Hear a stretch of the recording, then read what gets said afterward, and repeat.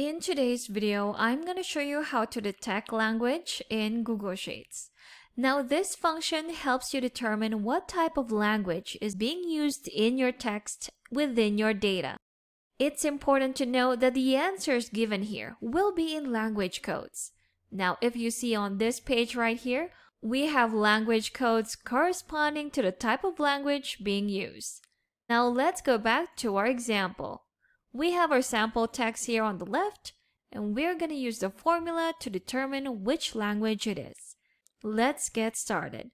So put in your equal sign, type in detect, or select it right here, then click on your cell reference.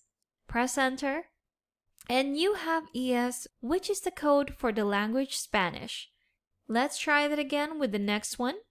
So equal sign, detect, select your cell, and enter. And this time it has given us the language code of DA, which stands for Danish.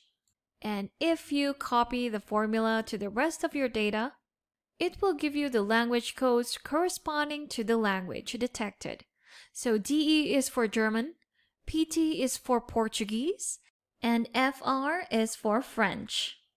So one more time, that's ES for Spanish, DA for Danish, DE for German, PT for Portuguese, and FR for French.